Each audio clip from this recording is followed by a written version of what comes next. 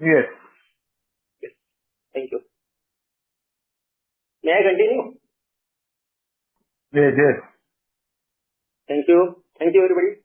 नमस्कार मित्रांनो, माझं नाव आनंद आहे. मी मध्यस्थक आहे, बेवडा आहे, अल्कोहोलिक आहे. केवळ आणि केवळ ईश्वर. अल्कोहोलिक अनोनिमस या जागतिक वास्तुभाव संघटनेच्या 12 तत्वांचा आध्यात्मिक कार्यक्रम.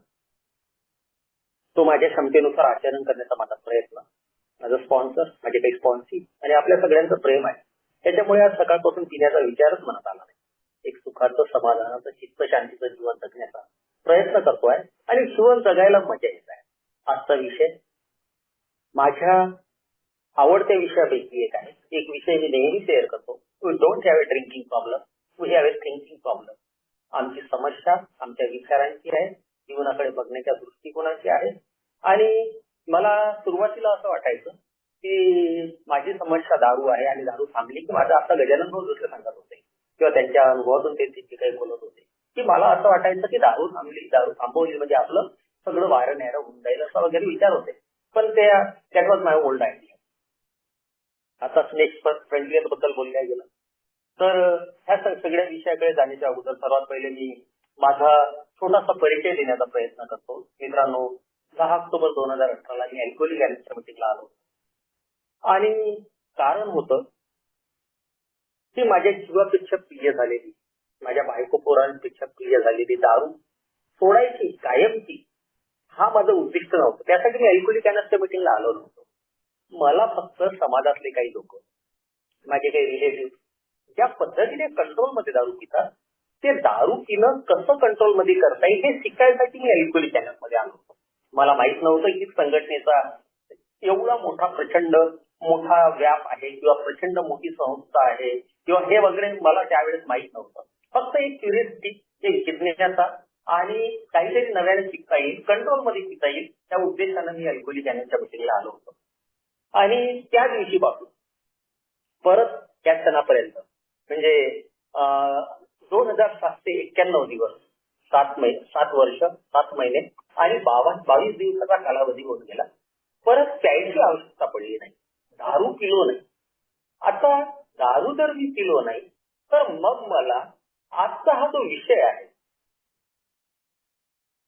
वैचारिक निरोगीपणा किंवा इंटेलेक्च्युअल जो वेलनेस ज्याला म्हणतो, हा मला का बरं आवश्यकता आहे किंवा का बरं याची आवश्यकता आहे. तर मी जेव्हा अल्कोहोलिक अनोनिमसमध्ये आलो, सर्वात पहिले मी माझे ते महत्वाची गोष्ट जे मी शेअर नेहमी करतो ते करेल की मला वाटत नव्हतं की मी बाकी लोकांसारखा बेवडा आहे. सुरुवातीला मी सांगितलं की मला दारू कायमची सोडायची नव्हती, परंतु इथं आल्यानंतर आजार माझ्या पुढे ठेवला गेला आणि आजाराची जी परिभाषा किंवा जी व्याख्या सांगण्यात येत होती आणि मी माझ्या डोक्यामध्ये काही एक वेगळ्या कल्पना घेऊन जगत होतो.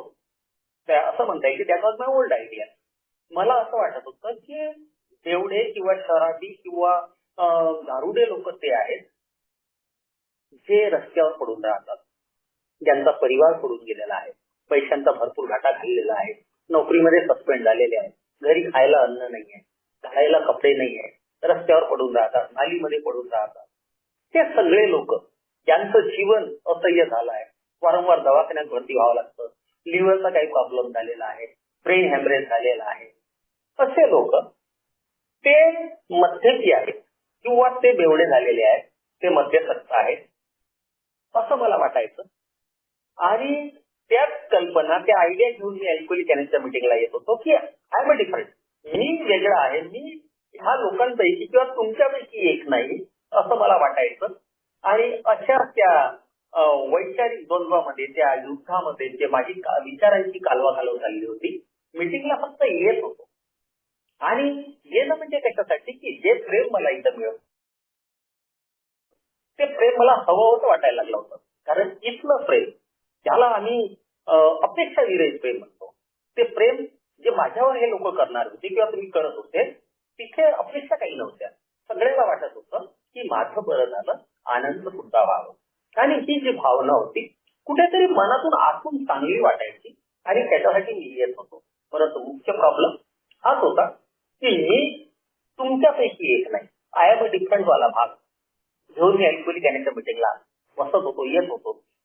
दारू पित नव्हतो, ठीक आहे, आल्यानंतर जे बरं वाटायचं, दारू पिलो नाही. परंतु मुख्य जी समस्या होती की मी बेवडा नाहीये, मी मद्यसक्त नाहीये. असंच मागच्या भाकड्यावर बसलेलो होतो. 2 महिने जवळपास झालेले होते. मिटिंगला येत होतो. नागपूरचे एक बांधव आले मिटिंगला, फिजिकल मिटिंग होती. आणि मागच्या बाकड्यावर बसून, मागच्या बाकावर बसून आपला मोबाईल काढून मेसेज इकडे तिकडे वगैरे करायचं, माझी जी प्रक्रिया चालू होती. त्यांचं लक्ष गेलं माझ्याकडे.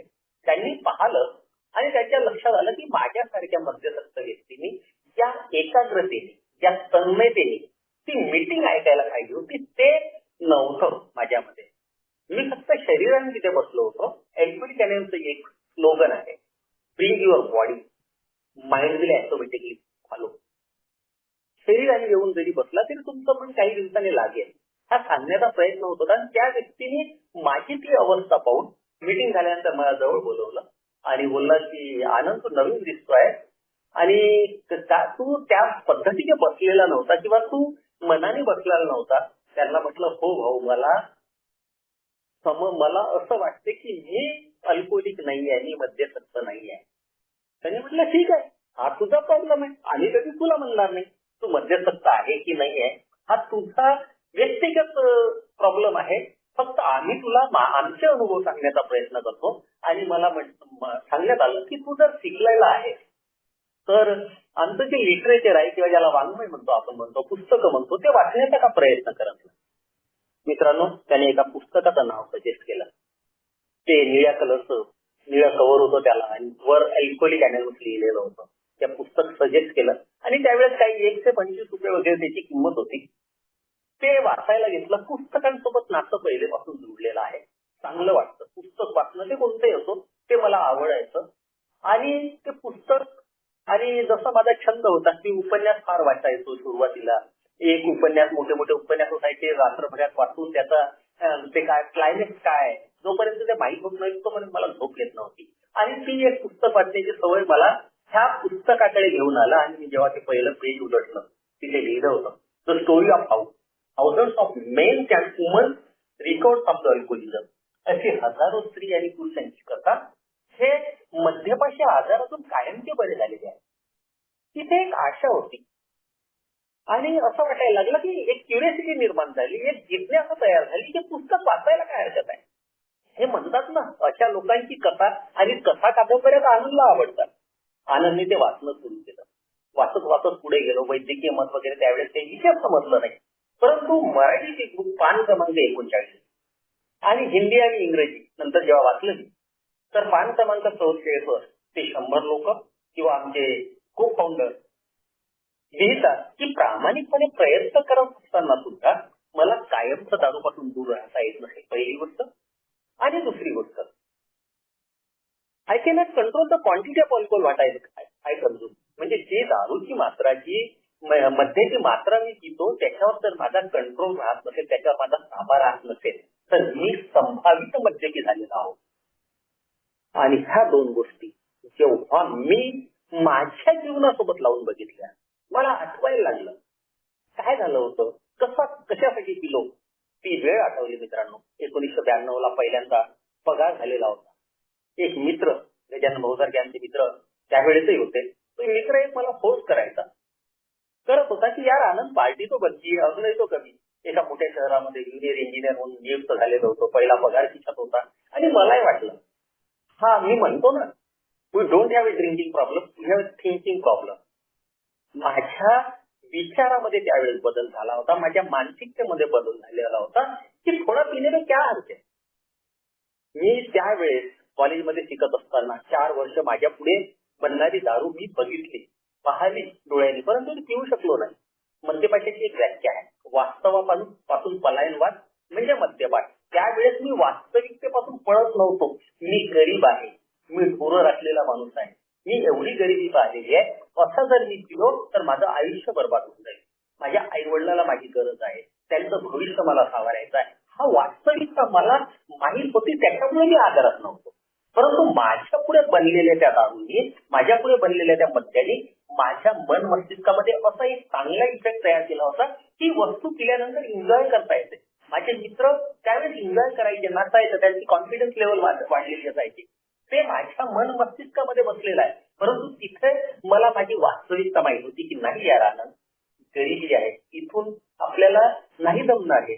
परंतु जसा पहिला पगार माझ्या हाती आला ते सगळे विचार बाजूला झाले आणि मी अर्ध्या बिलियन सुरुवात केली. 1992 ते वर्ष होतं आणि इथं म्हटलं जातं की it is a progressive disease.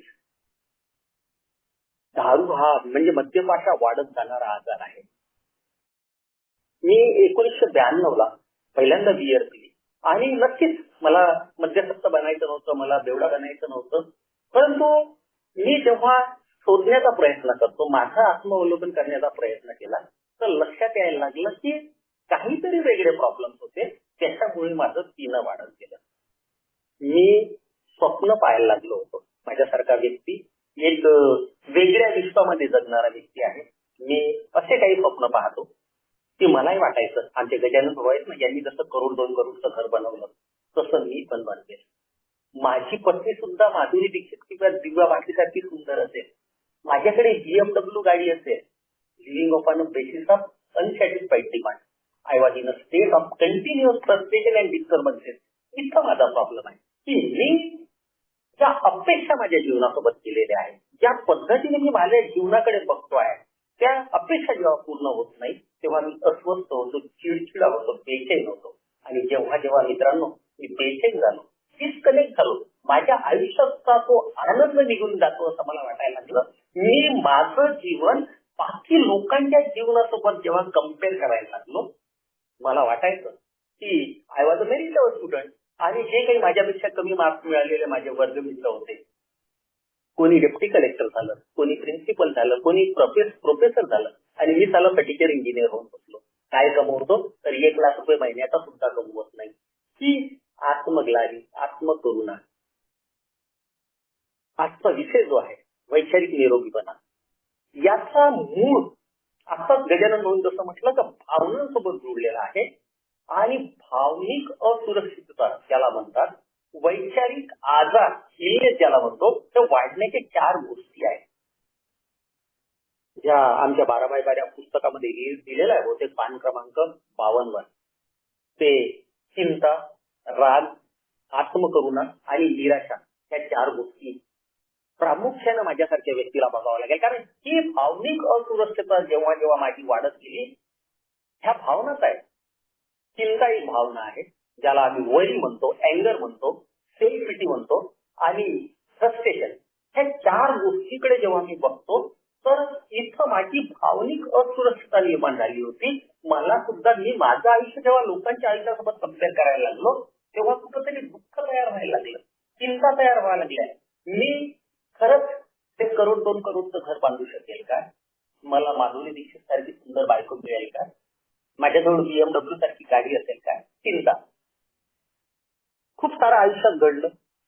त्या आयुष्यात जे काही घडलं, मी एक व्यापार करायचो, नोकरी मी सोडली होती, असा विषय तो नाहीये किंवा मी ड्रंकॉलॉजी कधी शेअर करत नाही. मी का बरं पित होतो ते सांगण्याचा प्रयत्न असेल. आणि मी जेव्हा ते नोकरी सोडली आणि सोडल्यानंतर मी एका व्यापारात आलो, बिल्डिंग मटेरियलचं माझं काम होतं आणि हा व्यवसाय खूप चांगल्या पद्धतीने चालू असताना मी काही पैसे उधार वाटलेलं होतं लोकांना. म्हणजे ती उधारी, पैसे त्या आकड्याला महत्व नाही, परंतु ज्या चुका मी केल्या त्या तुम्हाला सांगण्याचा प्रयत्न करतो. ती आकडा जवळपास 40 लाख रुपयाचा होता आणि हा 2011चा कालावधी होता. म्हणजे 2011च्या कालावधीमध्ये 40 लाखाची उधारी माझ्यासारखा मूर्खच वाटू शकतो. त्याला हे समजत नाही. बीडब्ल्यू लिहितो पुस्तकांमध्ये माझ्यासारखेच येतात. Lack of power is a dilemma. शक्तीचा अभाव हा आमचा यक्ष प्रश्न राहिलेला आहे. कसं जगायचं, किती उधार द्यायचं, कसं मॅनेज करायचं, कसं परत घ्यायचं हे मला माहित नाही. मी उधार का बरं वाटतोय की माझ्या पुढे जेव्हा लोक येतात बोलतात की आनंद सेठ, आनंद नाही फक्त आनंद सेठ आपकी जैसा आदमी नहीं, पूरे तहसील में, पूरे जिले में या जो भी बोलते हैं आपके जैसा आदमी नहीं. मुझे थोडासा 10-20 हजार का उधार चाहिए था. मला 10-20 हजाराचा उधार पाहिजे. त्याच्यामुळे माझ्या मुलांच्या डोक्यावर छत बनेल, माझे मुलं तुम्हाला आशीर्वाद देतील. ते हात जोडतायत, मला आनंद सेठ म्हणतायत, मला आनंद भाऊ म्हणतायत. आणि ती जी भावना आहे की मी कोणीतरी आहे, मी एवढा चांगला आहे, मी लोकांसाठी काहीतरी करू शकतो, हे चांगुलपणा किती वाईट गुण बनू शकतो हे मी उदाहरण आहे. आणि मी लोकांना उधार वाटत गेलो. उधार वाटल्यामुळे तो आकडा किती असायला पाहिजे, मी कमवतो किती, माझं प्रॉफिट किती, मी कुठले पैसे कुठं वापरलेले आहे, मी बँकेचं किती सीसी लिमिट वापरलेलं आहे, माझ्या व्यापारात मला कंपनीचं काय पैसे दिले आहेत, हे सगळं विसरून मला फक्त लोकांनी जोडलेले हात चांगले वाटतात. आजचा विषय त्या विचारासोबत आहे, त्या भावनांसोबत जोडलेला आहे, म्हणून हे मला शेअर करावं लागेल. मला मी त्या लोकांनी जोडलेले हात, त्यांनी माझी केलेली खोटी तारीफ मला आवडायला लागली होती आणि मी स्वतः उदार वाटायला लागलो. त्याचा मला कंट्रोल राहत नाही. हा माझा प्रॉब्लेम आहे, कारण मी एक मध्यसत्व व्यक्ती आहे. परंतु त्यावेळेस मान्य करत नव्हतो, तो भाग वेगळा आहे. परंतु जेव्हा त्या दोन गोष्टी त्या 100 लोकांनी किंवा BW साहेबांनी सांगण्याचा प्रयत्न केला की प्रामाणिकपणे प्रयत्न करत असताना सुद्धा मी कायमचं दारूपासून दूर राहू शकत नाही आणि कोणत्याही कारणाने मी दारू प्यायला थोडीशी गेलो तर मी थोडीशी पिऊन येऊ शकत नाही. ह्या दोन गोष्टी कोणासोबत होत असतील तर तो संभावित मद्यपी झालेला आहे. ते गोष्ट मी माझ्या जीवनासोबत केव्हा जुळवून बघायला लागलो, जेव्हा मी 2018ला अल्कोहोलिक अनोनिमसच्या मीटिंगला आलो. हा एक्सेप्टन्स माझ्याकडे नव्हता, तो स्वीकार माझ्याकडे नव्हता. आय एम अ डिफरंट वाला भाग माझ्यासोबत काम करत होता आणि मी ह्या दोन गोष्टी जेव्हा माझ्या जीवनासोबत लावून बघितल्या तेव्हा लक्षात यायला लागलं की तो जो स्वीकार आलेला होता that was from bottom of heart, तिच्या देशापासून आलेला, हृदयातून आलेला स्वीकार होता. आणि जर मी आजारी आहे तर मग माझ्या सुधारणेला कशी सुरुवात होऊ शकते किंवा माझी सुधारणा कशी होईल. तर BW लिहितो पुस्तकांमध्ये, we have to find out the root cause of old disease. माझ्यासारख्या व्यक्तीला माझ्या आजाराचं मूळ कारण शोधावं लागेल आणि मूळ कारण इथेच आहे, जसं मी आताच म्हटले, चिंता, वरी, अँगर, राग, सेल्फ पिटी, आत्मकरुणा आणि फ्रस्ट्रेशन, निराशा. आता माझ्या जीवनात त्या लोकांबद्दल राग आहे. कोणी ज्यांना मी 40 लाखात उधार वाटलं, काही वापस देण्याचे प्रयत्न केले, 26,11,323 रुपये लोकांनी डुबवले. आता त्या लोकांबद्दल मला प्रचंड चीड आहे, प्रचंड राग आहे. आता दुसरी आत्मकरुणा माझ्यासोबत काय काम करते आहे की हे सगळं माझ्यासोबत पाहायचं होतं का, माझेच पैसे लोकांनी डुबवायचे होते का, तर मी कोणतं वाईट केलं होतं, मी तर लोकांनी मदत करत होतो. लोकांना मदत करणं काय वाईट आहे का. मग हे सेल्फ पिटी माझ्यासोबत काम करते आहे. हा माझ्या भावनिक असुरक्षिततेचा भाग आहे. आणि ह्या भावनिक असुरक्षितता जेव्हा जेव्हा वाढत गेली तेव्हा मला लस्सी प्यायची आठवण नाही आली. आणि एक त्याच्या पुढची गोष्ट आहे ज्याला आम्ही फ्रस्ट्रेशन होतो, निराश झालेलो होतो. आता मी प्रयत्न करतो आहे, 2011ला हा जो फिगर आहे 40 लाखाचं उधारी आहे, मी त्याला रिकव्हर करण्याचा प्रयत्न करतो. पूर्ण पैसे माझे नाही आहेत. महत्वाचं म्हणजे की त्याच्यात मी काही बँकेचं सीसी लिमिट वापरलेलं आहे, काही कंपनीचे पैसे आहेत, काही तुमच्यासारख्या मित्रांचे पैसे माझ्याकडे हँड लोन आहे. जेव्हा हे पैसे मागतायत मला, माझ्या आयुष्यामध्ये प्रचंड भीत्या निर्माण होतात. थाउजंड्स फॉर्म ऑफ फिअर पुस्तकामध्ये लिहितो BW. ह्या शेकडो प्रकारच्या भीत्या जशा त्या वाढत गेल्या की खरंच मी माझं आयुष्य सर्वाइव्ह करू शकेल का, मी माझं आयुष्य चांगल्या पद्धतीने जगू शकेल का, ज्या पत्नीला मी एवढ्या प्रेमापोटी घरात आणलाय तिच्या गरजा मी पूर्ण करू शकेल का, ज्या 2 पोरांना मी जन्म दिला त्यांना माणसाचं जीवन, त्यांच्या भविष्याबद्दल मी काही करू शकेल का, अशा शेकडो प्रश्न माझ्या मनामध्ये जेव्हा उत्पन्न झाले तर भीत्या कशा वाढत गेल्या.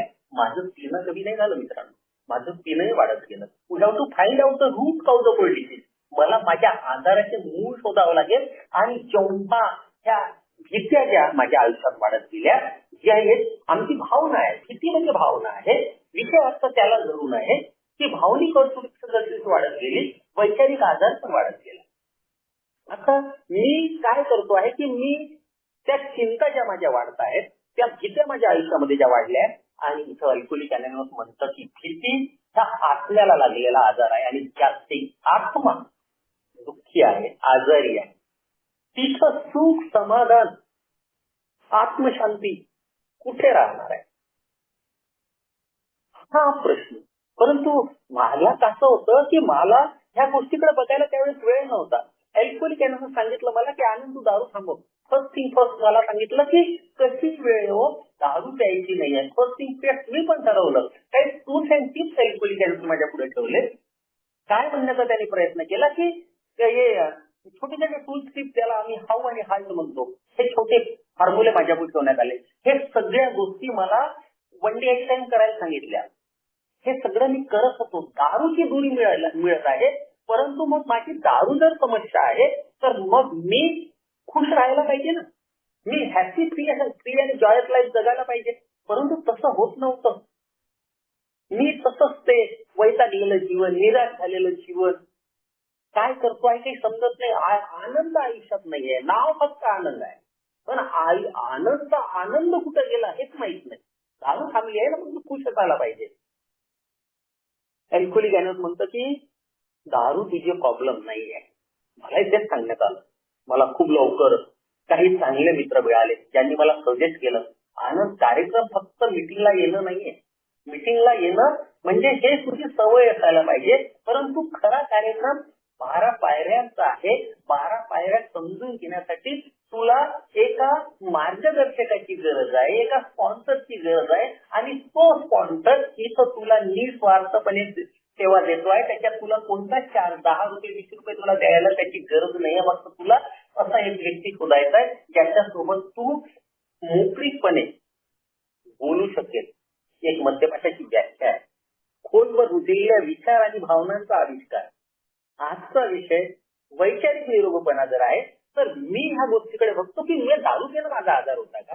नाही, तर खोलवर रुजलेल्या विचार आणि भावनांचा आविष्कार म्हणजे मद्यपान जर म्हटलेला आहे तर माझ्या आतमध्ये काहीतरी आहे जे बाहेर येत नाहीये, जे मला सांगायची भीती वाटते. चुका करून ठेवल्या आयुष्यात. 40 लाखाचं उधार वाटलं आणि खूप साऱ्या चुका ज्या केल्या त्या सगळ्या मीटिंग मध्ये किंवा ऑनलाईन मीटिंग मध्ये शेअर करायची गोष्ट नाहीये. तिथे मला माझी काळजी घ्यावी लागेल किंवा नवजातांची काळजी घ्यावी लागेल. सगळ्या गोष्टी इथे नाही शेअर करू शकत. त्यासाठी मला अल्कोहोलिक अनोनिमस स्पॉन्सर दिलेला आहे. माझी प्रत्येक गोष्ट त्याला माहित आहे. मी किती वाईट आहे, किती चांगला आहे हे त्याला माहित आहे. आणि माझी प्रत्येक गोष्ट मी त्याला सांगण्याचा प्रामाणिक प्रयत्न केला, निर्भय प्रयत्न होता. आणि हे सगळं गेल्यानंतर मला असं वाटायला लागलं आणि मला जे सजेस्ट केलं होतं की स्पॉन्सर घ्यावं लागेल, कार्यक्रम बघावा लागेल. स्पॉन्सर घेतला गेला आणि जवळपास सोबरेटच्या 9व्या महिन्यामध्ये मला जे स्टेप वर्क अल्कोहोलिक अनोनिमस म्हणतं ते मी माझ्या पद्धतीने माझ्या माझ्या क्षमतेनुसार मी पूर्ण केलेलं होतं. मेडल घेतलं 1 वर्षाचं आणि 1.25 वर्ष जर झालं होतं तेव्हा मला माझी वास्तविकता दिसायला लागली. जसं मी सोबत झालो माझ्या कुटुंबियाच्या अपेक्षा माझ्याकडून वाढत गेल्या आणि इथं माझ्यासारख्या व्यक्तीची ती प्रॉब्लेम तयार होतो. मला वाटतं की सगळं बरोबर होऊन जाईल, पण मी जेव्हा होशमध्ये येतो माझी दारू थांबते, माझे विचार स्थिर होतात, आजार कमी होतो आहे, वैचारिक जो आजार आहे हा कमी होतो आहे आणि तिथं मला माझ्या वास्तविकता दिसायला लागते की किती मोठे गड्डे करून ठेवले आहे, किती मोठी पैशाची हानी केली आहे, किती मोठा तुझ्या भावनांचा हा उद्रेक, इमोशनल टर्ब्युलन्स ज्याला आम्ही म्हणतो, हे कसं आहे तुझं. तुझे रूट काउज जर बघशील ना त्या दारूमध्ये काहीच नव्हतं. अल्कोहोलिक अनोनिमस मध्ये आल्यानंतर एक परत व्याख्या अल्कोहोलिझमची माहित झाली की alcoholism is a outward manifestation of inner conflict म्हटलं आहे. माझ्या आतमध्ये काहीतरी जो संघर्ष चाललेला आहे त्याचं बाह्य प्रकटीकरण म्हणजे माझं दारू पिणं जर आहे तर माझ्या आतमध्ये काय संघर्ष चाललाय तो बघावाच लागेल मला. आणि तो कसा बघता येईल तर त्याच्यासाठी मला पहिल्यांदा माझ्या अस्वस्थता सांगण्यात आली. मला शोधायचं होतं. जेव्हा पहिल्या पायरीकडे आम्ही बघतो की मी मध्यशक्ती पुढे हतबल आहे आणि छोटासा डॅश आहे, माझं जीवन अस्तव्यस्त झालेलं आहे. मी अस्तव्यस्तताबद्दल जेव्हा स्पॉन्सरला विचारलं तेव्हा त्यांनी 9 प्रकारच्या अस्तव्यस्तता माझ्या पुढे ठेवल्या ज्याची बुक मध्ये नाही आहे. त्या सर्वसाधारण आम्ही असं बघतो. त्याच्यातच होतं शारीरिक होतं, मानसिक होतं, आध्यात्मिक होतं, वैचारिक अस्तव्यस्तता होती, सामाजिक होती, कौटुंबिक होती, आर्थिक होती, माझ्या वर्तणुकीची अस्तव्यस्तता, अशा 9 प्रकारच्या अस्तव्यस्तता त्यांनी सांगितल्या. आणि तेव्हा लक्षात आलं की माझा प्रॉब्लेम फक्त दारू सोबत जुडलेला आहे की माझ्या विचारांसोबत जुडलेला आहे, जो की आजचा विषय आहे वैचारिक निरोगीपणा.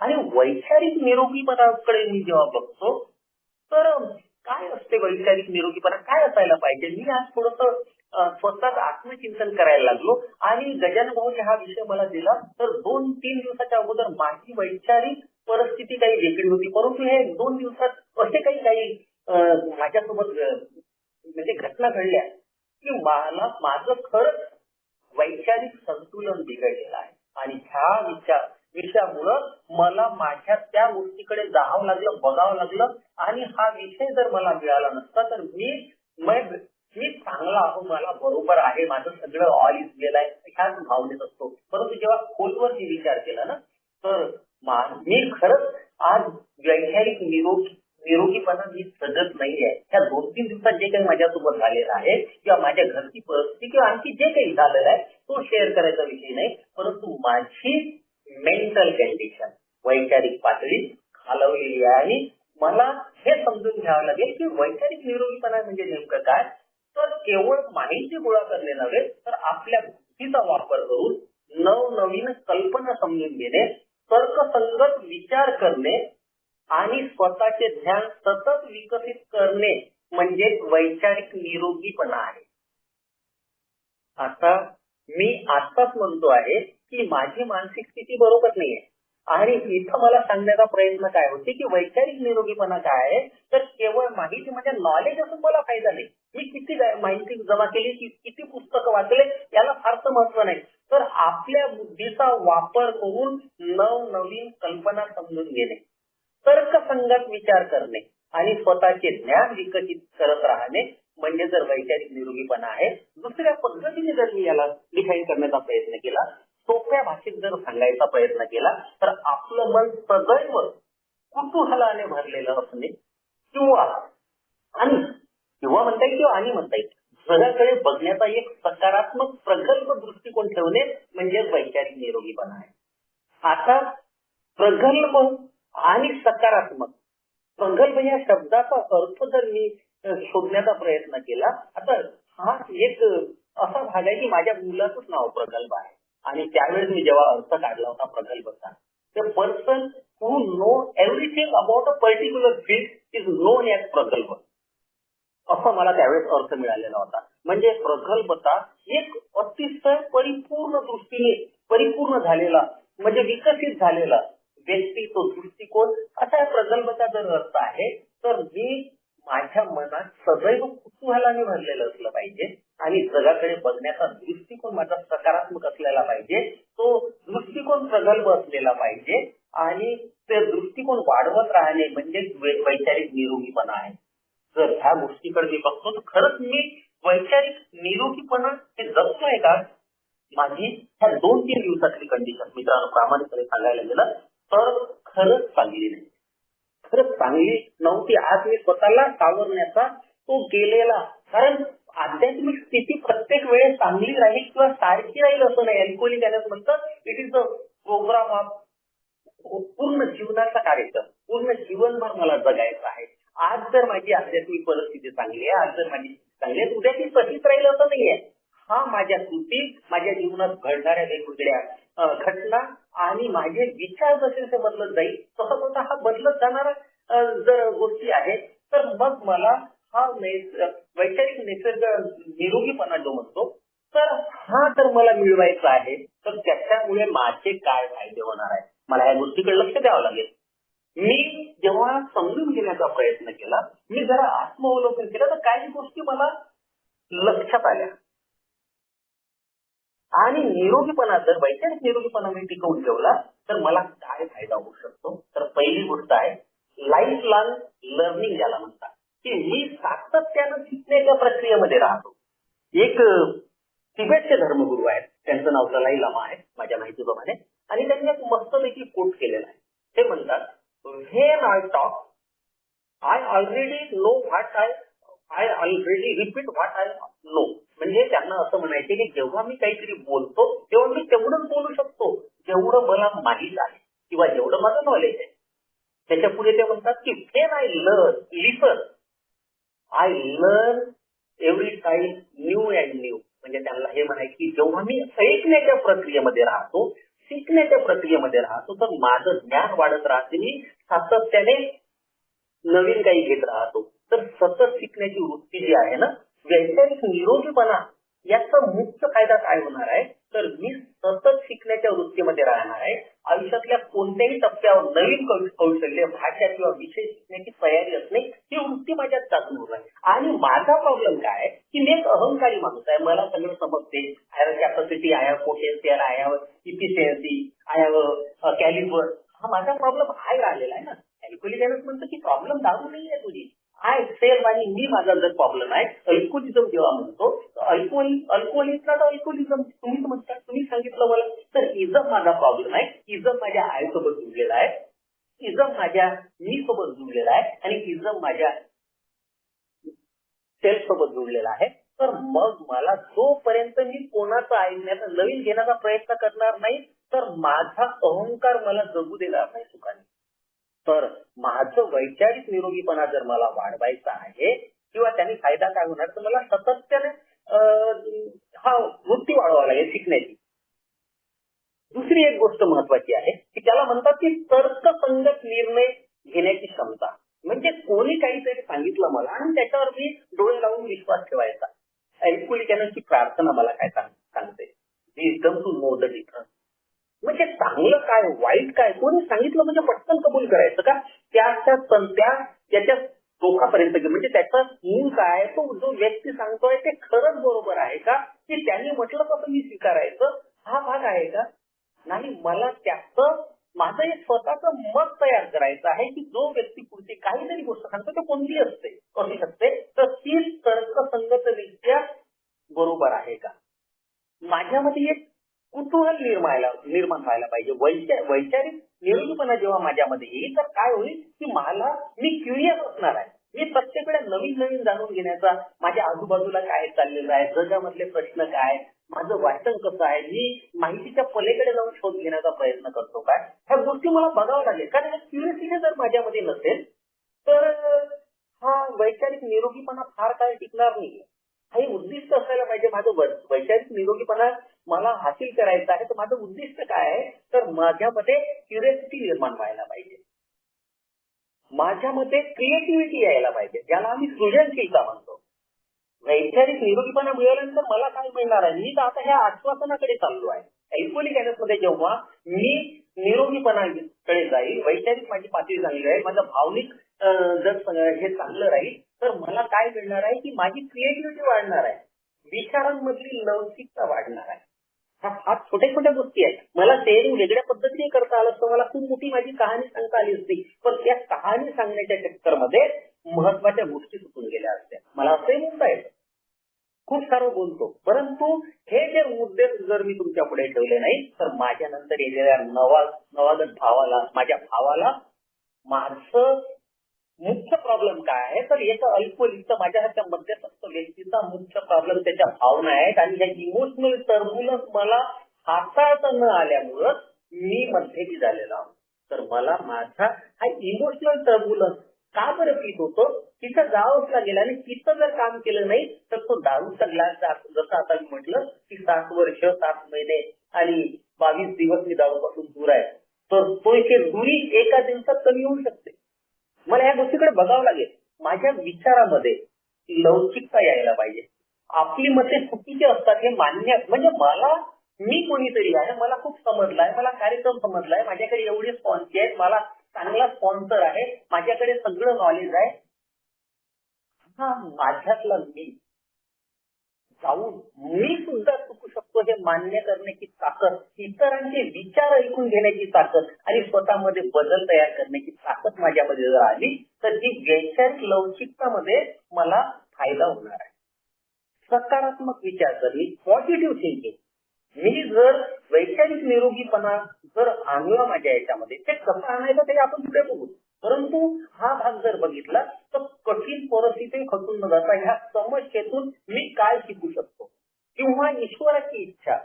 जर काही चांगलं झालं तर ईश्वराची कृपा आहे, परंतु जर काही माझ्यासोबत वाईट माझ्या मनाच्या विरुद्ध झालं तर ते ईश्वराची इच्छा आहे हे समजून जेव्हा मी सकारात्मक दृष्टीने जगायला लागले तर हा माझ्या वैचारिक निरोगीपणाची एक काय म्हणते त्याला फुटपट्टी आहे. यांनी मला मोजायचं आहे, समस्या सोडवण्याची क्षमता माझी वाढणार आहे. जर मी वैचारिक निरोगीपणा माझा कायम ठेवला, मी जर याच्यावर सातत्याने काम करत राहिलो तर क्रिटिकल प्रॉब्लेम आयुष्यात येणार आहे. परंतु इथं मला ते गोष्ट घेऊन येते की God is greater than any problem Anand you have. तुझ्या आयुष्यामध्ये ज्या काही समस्या आहेत त्यांच्यापेक्षा तुझा ईश्वर मोठा आहे. शांत डोक्याने विचार करायची, विचारांना योग्य निर्णय घेणे, विचार केल्याच्या अंतानंतर निर्णय घेण्याची क्षमता येणं आणि स्वतःच्या विचारावर नियंत्रण करण्याचं. मला काय उद्दिष्ट, फायदे काय होणार आहे?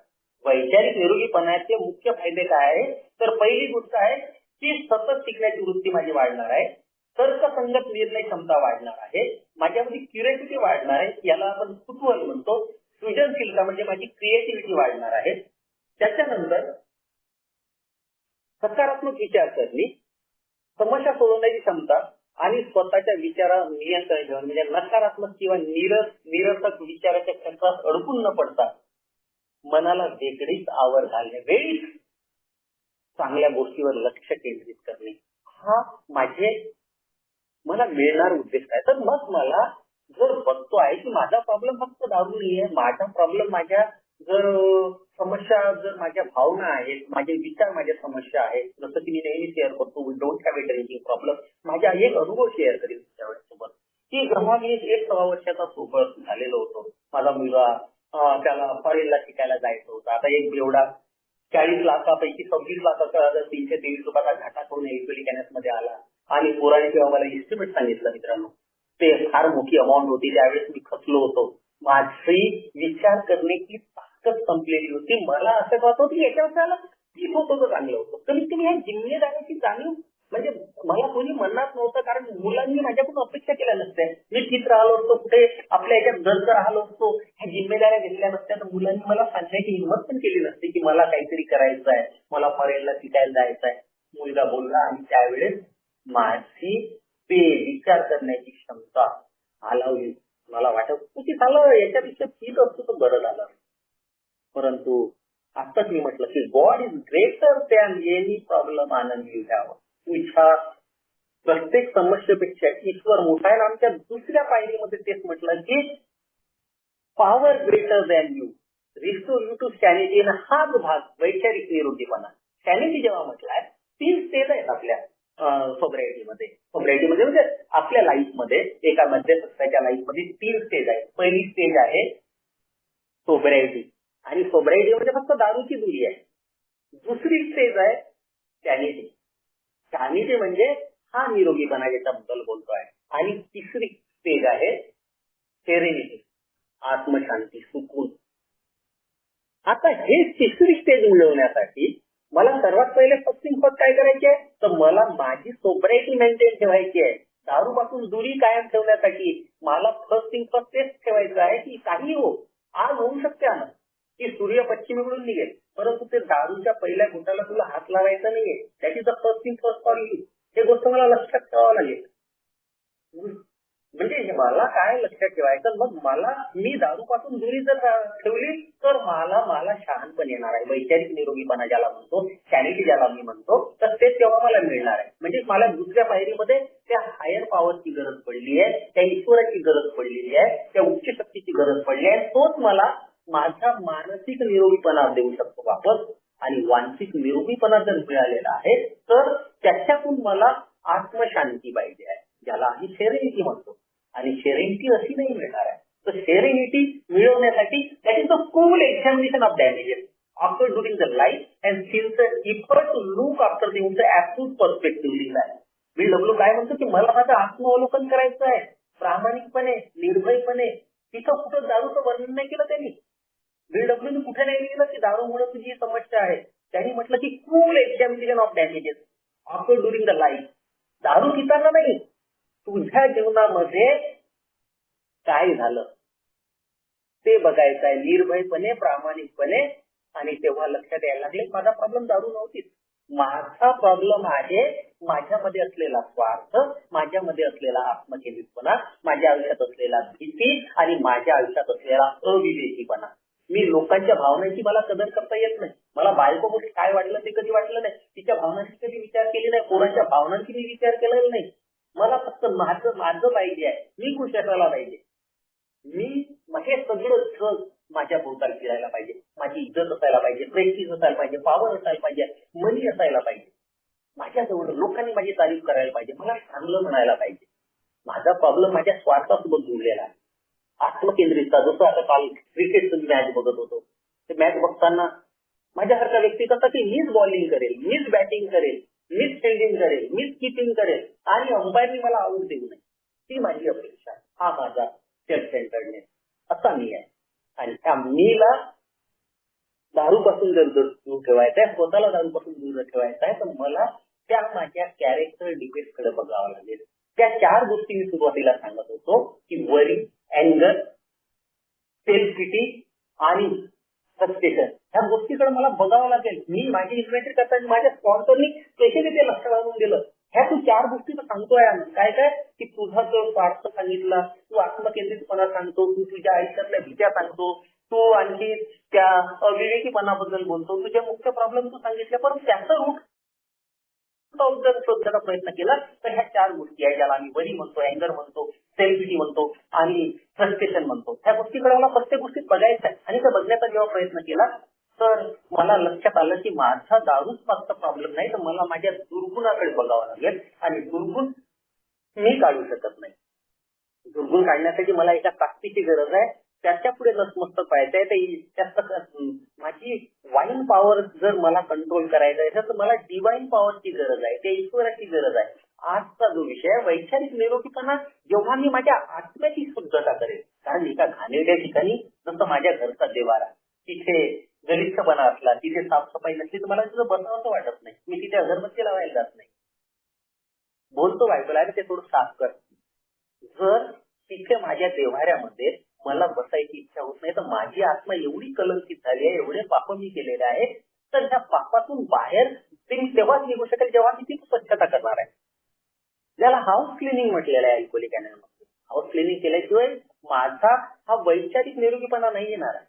आता मी हे सगळं केल्यानंतर माझं जे पाप आहेत ते कबूल केल्यानंतर ईश्वराकडून त्या माझे सगळे दुर्गुण काढून घेण्यासाठी मी प्रार्थना केल्यानंतरही मग मला डेली लाईफ मध्ये काय बघायचं आहे, मला 10व्या पायरीमध्ये मला प्रेझर्वन्सकडे बघायचं आहे, दृढता. मी स्पॉट इन्व्हेंटरी करायला शिकायला पाहिजे की मी आज असं वागलो, मला राग का आला. जसं मी मगाशी सांगितलं की माझी वैचारिक जी पातळी आहे ह्या 2-3 दिवसात खालावलेली होती. कारण स्पिरिच्युअल लेवल कायमच राहत नाही. कधी चांगलं असलं तर मी बरोबर असतो. आणि 3री पायरी जी आहे ना, सातत्याने माझ्यासारख्या व्यक्तीची ट्रॅक होते.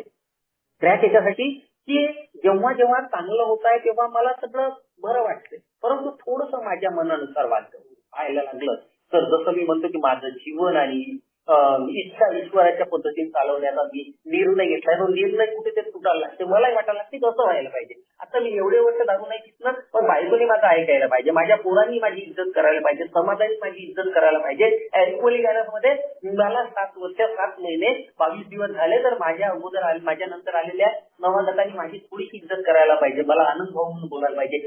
हा माझ्या ज्या अपेक्षा आहे रूट काउट की माझ्या अपेक्षा जशा वाढत गेल्या त्या पूर्ण नाही झाल्या तर मी द्यायला लागलो आणि जास्त द्यायला लागलो. आता मला माझा निरोगीपणा जर टिकवायचा आहे, वैचारिक निरोगीपणा जर टिकवायचा आहे, मला भावनिक माझं जे अस्तित्व आहे, माझ्या भावनांचा जो भवंडर जो त्याला जर कंट्रोल करायचा मला काय करावं लागेल. तर मला 10व्या पायरीमध्ये जसं मी प्रेझर्व्ह बोलतो सातत्याने स्पॉट इन्व्हेंटरी मला घ्यावं लागेल की आज माझ्या निर्णयामध्ये कुठं काय भीती आहे, मग कुठं स्वार्थ आहे, ईश्वराची इच्छा माझ्यासाठी काय, हे बघण्यासाठी सोबत मला ह्या गोष्टीची सुद्धा प्रॅक्टिस करावं लागेल की वैचारिक निरोगीपणा जर मला वाढवायचा आहे तर काय काय करावं लागेल. तर मला नियमित वाचन करावं लागेल. पहिली महत्वाची गोष्ट मला करावं लागेल माझं वाचन, माझं ज्ञान घेण्याची प्रक्रिया. मग ती नुसतं केवळ टीव्ही पाहून नाही मिळणार, तर मला विविध विषयाचे पुस्तकं, वेगवेगळ्या विषयाचे जे पारंगत लोक आहेत, जे ज्ञानी लोक आहेत, त्यांचं मला ते लेख वाचावं लागेल, नियतकालिके वाचावं लागेल. जे काही अवेलेबल डाटा आहे तो मला इम्प्रूव्ह करावा लागेल, त्याच्यात वाढ करावं लागेल. मी चर्चा करायला पाहिजे. दुसरी गोष्ट की माझा निरोगीपणा जर मला वाढवायचा आहे तर मी सातत्याने चर्चा करायची. पण चर्चा कोणासोबत करायची? गजानन भाऊ सारखे ज्ञानी काही लोक आहेत, त्यांच्यासोबत चर्चा केली तर माझं ज्ञान वाढणार आहे. मी एखाद्या मूर्खासोबत जर उद्योग करत आलो, मेरी मुर्गीचे जर दिलटान ह्या गोष्टीवर मी अडून राहिलो तर त्याला चर्चा नाही म्हणत, सखोल चर्चा नाही होत. मला चर्चा करायची आहे आणि त्या चर्चेमधून संवाद साधल्यानंतर विचारांची जेव्हा आदान प्रदान होईल तेव्हा त्या विचारांचा आव्हान देऊ शकणाऱ्या अशा गोष्टी माझ्या शिकायला मिळेल आणि प्रत्येक वेळी नवीन घेण्याचं एक नवीन कौशल्य कुठेतरी काही मला घेता येईल का? मला वैचारिक निरोगीपणा जर टिकवायचा आहे, कसा वाढवता येईल, तर मला सातत्याने नवीन काही शिकावं लागेल. मित्रांनो, ज्यावेळेस मी इंजिनियर झालो त्यावेळेस मी ड्रॉइंग बनवायचो, तर त्यासाठी तो छोटा बोर्ड, पेन्सिल आणि हे वापरायचो. जर मी स्वतःला अपडेट केलं नसतं तर मी आज मागे पडलो असतो. आज मी जे काही प्लॅनिंग करतो त्याच्यासाठी मला नवीन जे टेक्नॉलॉजी आली, आता AI आलं, याच्या अगोदर कम्प्युटर आहे, सगळा जो भाग होता, तर मला प्रत्येक वेळेस नवीन कौशल्य शिकावं लागेल. मी प्रवाहाच्या बाहेर निघाला नाही पाहिजे. जर मला माझा वैचारिक निरोगीपणा टिकून ठेवायचा आहे तर मला मी लोकांच्या मागे पडायला नाही पाहिजे. मला नवीन कला आहे, प्रत्येक वेळेस मला अपडेट व्हावं लागेल, काही शिकावं लागेल. म्हणजे जग ज्या पद्धतीने पुढे जात आहे तिथे जर मी तो पद्धत नाही वापरली तर मी मागं पडणार आहे. मागं पडलो तर मग तेच फ्रस्ट्रेशन येणार आहे, ती निराशेची भावना येणार आहे, जे की माझे रूट कॉज आहे. तर मला काय करावं लागेल की मला हे बघावं लागेल. त्याच्यानंतर डिजिटल डायट ज्याला म्हणतात, सोशल मीडियावर मिळणारी माहिती ही नेहमी अर्धवट असते. आता आम्ही कुठेतरी न्यूज ऐकतो, कुठेतरी काहीतरी बघतो, परंतु ती जी गोष्ट आहे ते पूर्णपणे तर्कसंगत, मगाशी म्हणत होतो, तर्कसंगत असल्याशिवाय त्याचा स्वीकार करू नये. कारण तुम्ही तुमच्या पद्धतीने तिचा शोध घ्या, त्या माहितीची पडताळणी, त्याचे स्रोत काय आहे, कुठून आलेली आहे, खरं आहे का, सांगण्याचा जो प्रयत्न होत आहे. प्रत्येक वेळा काहीतरी अशी वेगळी गोष्ट येते आणि ती खरी राहत नाही. तर त्याच्यामुळे मला हा डिजिटल जो डायट माझ्या पुढे ठेवला जातो सोशल मीडियाच्या मार्फत, त्याचा तपास त्याच्या अंतापर्यंत जाऊन करायचा आहे, जर माझा वैचारिक निरोगीपणा जर मला टिकवायचा. त्याच्यानंतर आमच्या 11व्या पायरीमध्ये BW म्हणतो की मला चिंतन आणि मननाची किती गरज आहे. प्रार्थना तुम्ही करतो माझ्या प्रत्येक गोष्टीसाठी, परंतु चिंतन आणि मननाची माझ्या आयुष्यामध्ये काय गरज आहे. जर मला वैचारिक निरोगीपणा टिकवायचा असेल तर मला ह्या गोष्टीकडे बघावं लागेल. वेळेचं भान ठेवून, आता 10:51 बहुतेक झालेले आहेत आणि 9 मिनिटं माझ्याकडे आहेत, तर त्या 9 मिनिटांमध्ये आणखी काहीतरी गोष्टी, तर मला निरोगीपणा टिकवायचा आहे तर मला काय करता येईल. थोडक्यात सांगायचं म्हणजे वैचारिक निरोगीपणा म्हणजे तुमच्या बुद्धीला सक्रिय आणि तल्लख ठेवण्याची एक निरंतर प्रक्रिया आहे. म्हणजे जसं म्हणतो की हा आमचा प्रोग्राम एका दिवसाचा नाही, हा जीवन जगण्याची पद्धत आहे, जीवनाच्या शेवटपर्यंत चालण्याची पद्धत आहे. तर ही जी प्रक्रिया आहे वैचारिक निरोगीपणा, ही माझ्या बुद्धीला सक्रिय तल्लख ठेवण्याची एक निरंतर प्रक्रिया आहे. ही कधी थांबवता येणार नाही. जशी मी 2 दिवसात मी वेगळाच विचार करत होतो, मी मानसिकदृष्ट्या थोडासा थकलेला होतो, थोडासा त्याच्यातली जी माझी स्टेबिलिटी होती ती हल्लेली होती. परंतु हे मला असंच जर कायमचं माझं होत राहिलं, माझा बॅलन्स जर बिघडत राहिला, माझा वैचारिक निरोगीपणा जर कायम राहिला नाही, तर मी सरबत प्यायला जाणार नाही. मला एकच आठवते, चल यार ऐसा हो गया ना, थोडी ले लेते, असे माझे विचार आहेत. प्रॉब्लेम दारूमध्ये नाही आहे. माझा प्रॉब्लेम, मी जसं म्हटलं की we don't have a drinking problem, we have thinking problem. जेव्हा जेव्हा काही विपरीत घडते, माझ्या मनाच्या विरुद्ध घडते, तेव्हा मला लस्सी प्यायची आठवण येत नाही, मला सरबत प्यायची आठवण येत नाही, मला दारू प्यायची आठवण येते. त्याच्यामुळं मला मानसिकदृष्ट्या सक्षम बनावं लागेल, आनंदित राहावं लागेल. आणि आनंदित राहण्यासाठी मग आणखी काय करता येईल, तर पुढे जेव्हा मी बघतो याच्याकडे, तर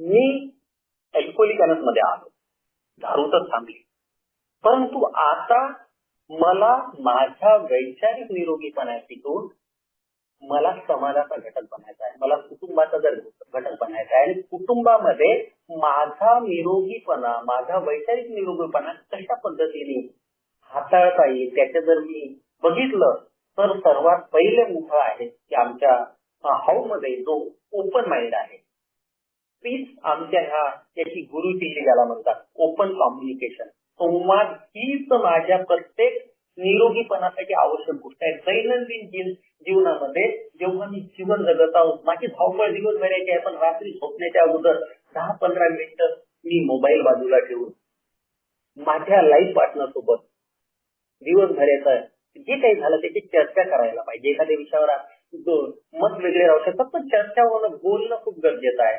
आणि महत्वाचं म्हणजे हे करताना प्रत्येकाच्या मताला मला मान्य आहे. त्या कुटुंबात माझे मुलं आहेत, माझी बायको आहे, यांच्या प्रत्येकाच्या त्या डिसिजनला तेवढंच महत्व आहे जेवढं माझ्या मनाच्या, म्हणजे माझ्या निर्णयाला जेवढी किंमत आहे तेवढीच किंमत त्यांच्या सुद्धा निर्णयाला आहे, असं मला आदर ठेवावा लागेल. तेव्हा माझं कौटुंबिक वैचारिक निरोगीपणा कायम राहील.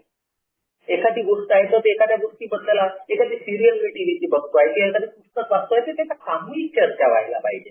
त्या पुस्तकाबद्दल माझ्या मुलांचं ओपिनियन काय, माझ्या बायकोचं ओपिनियन काय, त्याच्यात जे सांगण्याचा प्रयत्न झालेला आहे, एखादी पिक्चर आम्ही बघितलंय, डॉक्युमेंटरी जर मी पाहिलेली आहे, त्याच्यावर चर्चा व्हायला पाहिजे. कारण तो जेव्हा संवाद थांबतो माझ्यासारख्या व्यक्तीचा, तेव्हा मी माझ्या मी मध्ये जायला लागतो. कारण मला दुसऱ्याची ऐकायची सवय नाही. मी माझ्याच पद्धतीने मी मराठी म्हणतो कधी कधी मेरे मन को भाया मैंने कुत्ता काट के खाया, असा माझा स्वभाव आहे. सगळं माझ्या मतानुसार व्हायला पाहिजे. परंतु मला कौटुंबिक विचार, वैचारिक निरोगीपणा जर कायम ठेवायचा आहे तर मला बघावं लागेल, मला बोलावं लागेल, मला प्रत्येक गोष्ट डिस्कस करावं लागेल. नवनवीन अनुभव एकत्रित घ्यायचं. म्हणजे जसं आम्हाला टूरला जायचं, मिळून जायचं, प्रवास करायचा आहे, जे काही करायचं त्याच्यात. आता मी जसं बेंगळुरूला जाऊन आलो, तिथे परिवार सर्व सोबत होता, तर तिथे जे काही बघितलं त्याच्यात त्याचा इतिहास काय, त्या गोष्टीचं नुसतं पाहायचं नाही, संस्कृती काय सांगण्याचा प्रयत्न करते, तिथे जे संग्रहालय आहे तिथं काय काय सांगण्याचा प्रयत्न झाला, त्याची चर्चा आपसात व्हायला पाहिजे. आणि चर्चेने एकामेकाचं ते स्पिरिट वाढत जाते, एकामेकांच्या त्या भावना वाढत जातात. मी सातत्याने कोणत्या अल्कोहोलिक सेमिनारला जायला पाहिजे, वर्कशॉपला जायला पाहिजे, परिवाराला माझ्या अॅलनला घेऊन जायला पाहिजे, तेव्हा त्यांचा आनंद सुद्धा द्विगुणित होणार. ही नवीन शिकण्याच्या ह्या भागात जर मी राहिलो तर माझा वैचारिक निरोगीपणा कायम राहणार आहे. आणखी एक महत्वाची गोष्ट आहे की प्रश्न विचारण्याला प्रोत्साहित करणे. मुलांना प्रश्न विचारण्यासाठी तुला काय समजते, काही विचारतो का मूर्खासारखा, जोपर्यंत तो एखाद्या गोष्टीसाठी क्युरियस होणार नाही तोपर्यंत त्याचं ज्ञान वाढणार नाही. तर जेव्हा एखादी माझा मुलगा किंवा माझ्यासोबत असलेला व्यक्ती प्रश्न करतोय, नवागच मला प्रश्न करतोय की आनंद भाऊ हे असं कसं, हे कसं, त्याचं उत्तर त्याला मी इन्करेज करायला पाहिजे. विचार या काय आहे त्याच्यात, मला जेवढं माहिती आहे तेवढं मी सांगतो, जे मला माहित नाही ते त्याच्यात मुलं विचारतो. पण तुझ्या समस्या, तुझा जो प्रश्न आहे त्याचं उत्तर मी शोधण्याचा प्रयत्न करतो. याच्यामुळं माझा मानसिक निरोगीपणा टिकणार आहे, त्यालाही बरं वाटणार आहे. आणि विचारामध्ये जे विविधता असायला पाहिजे की प्रत्येकाच्या आवडी वेगवेगळ्या राहू शकतात. आम्हाला आमच्या सोबत असलेला व्यक्ती त्याला मान्य करावा लागेल, जसं आहे तसं. आमचा प्रॉब्लेम तोच होता की लोकांना मी मान्य करत नव्हतो. माझी अस्तव्यस्तता फक्त दारूबद्दल नव्हती, मी शक्तिहीनता दारूबद्दल नव्हती. माझ्या इर्द जे लोक होते, माझ्या आयुष्यात झालेल्या परिस्थित्या ज्या होत्या त्या मला मान्य नव्हत्या, म्हणून मी फ्रस्ट्रेशन मध्ये जात होतो. हे साले लोक कसे आहेत, लोकांनी माझे पैसे डुबवले नसते तर मला कशाला प्यावं लागलं होतं, माझी बायको माझ्यासोबत किरकिर केली नसतं मी कशाला पित असतो, कारण मी दोष देण्याच्या प्रक्रियेमध्ये होतो. आता अल्कोहोलिक मध्ये लोक जसे आहेत त्या पद्धतीने मला स्वीकार करावा लागेल. आणि समस्या जर आहेत तर कोलॅबरेटिव्ह प्रॉब्लेम सॉल्व्हिंग करावं लागेल मला. म्हणजे एकत्रितपणे मला समस्या सोडवण्याचा, म्हणजे माझ्या कुटुंबामध्ये आम्ही 4 लोक जर आहोत, 2 मुलं, बायको आणि मी जर आहोत, तर एखादी समस्या आली तर ती समस्या 4ही लोकांनी मिळून जर सोडवण्याचा प्रयत्न केला तर ती समस्या खूप मोठी राहणार नाहीये. ती समस्या जर सर्वांच्या मताने जर मी सोडवतो आहे, जसं मी एखादं याचं प्लॅनिंग करतो आहे, मी एखादं प्रोजेक्ट करतो आहे, तर प्रोजेक्ट माझ्या त्या सिव्हिलचं जे नॉलेज आहे ते मला आहे, पण बाकी जे मला समजत नाही ते मी गजानन भाऊ सारख्या एखाद्या सिनियर माणसाला किंवा आणखी कोणाला जर विचारलं त्याच्यात माझी कमीपणा नाही आहे. समस्या ज्या आहेत त्या एकत्र मिळून जेव्हा करतो तर अल्कोहोलिक मला आय मधून काढून वी मध्ये आणलेला आहे. म्हणजे जेव्हा मी माझ्या आयचा वी झालो तेव्हा एकापेक्षा आम्ही जास्त झालो. आणि जेव्हा दोघांपेक्षा जास्त लोक मिळून एखादी समस्या सॉल्व्ह करतात तर ती समस्या एवढी लहान होत जाते आम्हाला काही वाटतच नाही. आणि घरामध्ये जर असंच वातावरण राहिलं, आता मी घर म्हणजे नुसतं घरच नाहीये, तर समाज म्हणजे आमचं घर आहे, अल्कोहोलिक म्हणजे माझं घर आहे.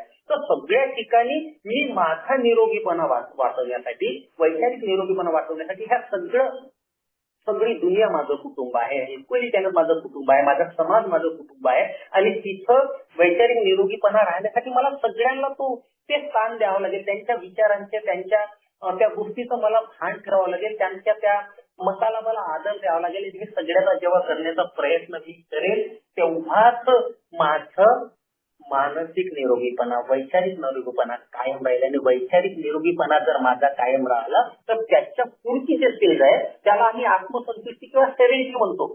आणि जो सेरेनिटी मध्ये आहे त्याला दारू प्यायची गरज पडत नाही. मी जे काही प्रयत्न केले या एवढ्या काळजी काही जीवन जगलो आहे मी 7 वर्ष 7 महिने आणि 22 जीवनात, याच्यात मी माझी सेरेनिटी कायम ठेवण्याचा प्रयत्न केला. काय नव्हतं माझ्या जीवनामध्ये मित्रांनो, माझ्या जीवनामध्ये जीवन मूल्य नव्हते. जे मला ॲल्कोहोलिक दिले, त्याला मी व्हर्च्यू ऑफ लाईफ म्हणतो. ते 12 जीवन मूल्य काय तर स्वीकार प्रत्येक गोष्टीचा, जे माझ्या मतानुसार आहे की नाही स्वीकार आहे. दुसरी गोष्ट आहे विश्वास, तिसरी गोष्ट आहे श्रद्धा, चौथी गोष्ट आहे प्रामाणिकपणा, पाचवी गोष्ट आहे धैर्य, सहावी गोष्ट आहे इच्छाशक्ती, सातवी गोष्ट आहे विनम्रता, माफ करणे आहे, माफी मागणे आहे. स्वातंत्र्याचा अर्थ मला समजून घ्यायचा आहे. स्वातंत्र्य म्हणजे मला स्वैराचार वाटत होता, परंतु तसं नाहीये. स्वातंत्र्याचा अर्थ मला कळायला पाहिजे. मला फ्रीडम दिलेला आहे, तर फ्रीडमचा मी वापर कसा करायचा आहे. मला माझी मनमानी नाही करायची आहे. मला प्रेझर्वंटचा अर्थ दृढतेचा, सातत्याने आत्मावलोकन हे मला बघायचं आहे. संयम माझ्यामध्ये नव्हता, याला पेशन्स म्हणतो. आणि हा पेशन्स जर मला शिकवायचा आहे तर मला काय करावं लागेल, मला जे काही मिळालेलं आहे ना ते दान देण्याच्या प्रक्रियेत राहावं लागेल. आणि जेव्हा हे 12 जीवन मूल्य ज्याला दान पारमिता म्हणतात ते मी जेव्हा वापरत राहतो तेव्हा माझं हे जे वेलनेस आहे, ज्याला वैचारिक निरोगीपणा म्हणतो, तो कायम राहतो. आणि याच्यासाठी मला काय करावं लागेल, सातत्याने तुमच्या सोबत राहावं लागेल. एक पुस्तक आहे टुडे विथ मॅरी, या पुस्तकातून काही 4 गोष्टी आमच्या घेतलेल्या आहेत आणि त्या जर मी करत राहिलो. पहिली गोष्ट आहे कर्तव्याची जाणीव, सेन्स ऑफ ड्युटी. दुसऱ्याच्या मदतीला धावणे हे प्रत्येक तुझा माणसाचं कर्तव्य आहे.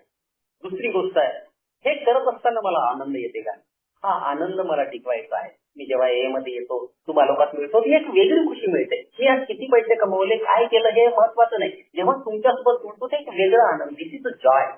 तिसरी गोष्ट आहे की ज्या लोकांनी माझ्यापर्यंत ॲल्कोहोलिकचा मेसेज पोहोचवण्यासाठी, मला रिकव्हर करण्यासाठी जे अथक प्रयत्न केले आहेत किंवा त्या रिकव्हरीच्या वाटेवर मला आणण्यासाठी ज्यांनी प्रयत्न केलाय, त्यांच्या कर्जाची मी परतफेड करतो आहे. आणि चौथी गोष्ट आहे स्वतःचा इन्शुरन्स करतो. आज मला माहित होतं सकाळपासून आज मला इथे जायचं आहे, मीटिंग अटेंड करायची आहे, गजानन भाऊंनी सांगितलं आहे, तर मी आज माझा इन्शुरन्स केलेला आहे. आज मी येऊ शकत नाही कारण तुम्हा लोकांना भेटायचं आहे, ह्या जिम्मेदारी आहे. आणि विनम्रतेचा अर्थ हळूहळू कळतो की सातत्याने आत्मावलोकन करत राहणे आणि जिम्मेदारीची जाणीव ठेवून जिम्मेदाऱ्या पूर्ण करत राहणे म्हणजे आध्यात्मिक जीवन जगणे आहे. तर मी आध्यात्मिक जीवन जगत असताना मी माझ्या जिम्मेदाऱ्या पूर्ण करतो आहे याचं मला भान पाहिजे. मी दारूपासून दूर झालो म्हणजे सगळं नाही झालं. मला आता कुटुंब आहे, माझ्या पोरांचं भविष्य आहे, ते भविष्य जेव्हा सुधारण्याचा प्रयत्न करतो. आज दोनही मुलं युके मध्ये जाऊन त्यांचं शिक्षण झालेलं आहे, आज नोकऱ्या करतायत, म्हणतात पैसे कमवत आहेत. तर हे कशामुळे करू शकलो, तर मी माझी वैचारिक पातळी, माझी वैचारिक निरोगीपणा कायम ठेवून जगण्याचा प्रयत्न केला, म्हणून मी माझ्या त्या जिम्मेदाऱ्या पूर्ण करू शकलो. मी मधातच हारलो असतो, मधातच थकल्यासारखं वाटलं असतं, मधात मी माझी मनमानी करायला केली असती, तर हे जीवन जे जगतोय ते जीवन जगायला वेळ मिळाला नसता किंवा असं जीवन मला मिळालं नसतं. वेळेचा अभाव आहे आणि तुम्हा लोकांनी माझ्यासारख्या नवागताचे जे काही अनुभव होते ते ऐकण्याचा जो प्रामाणिक प्रयत्न केला आणि जो मला सहकार्य दिलं, ह्या निनावी सोबत जो निनावी मध्यमी जो समूह आहे, या समूहाचा मी मनापासून आभारी आहे. गजानन भाऊ आमचे मित्र आहेत, त्यांचा आभारी आहे. आणि तुम्ही सगळ्या लोकांनी मला शांततेने ऐकलं, तुमच्या सगळ्यांचा मी खरंच आभारी आहे. Thank you everybody.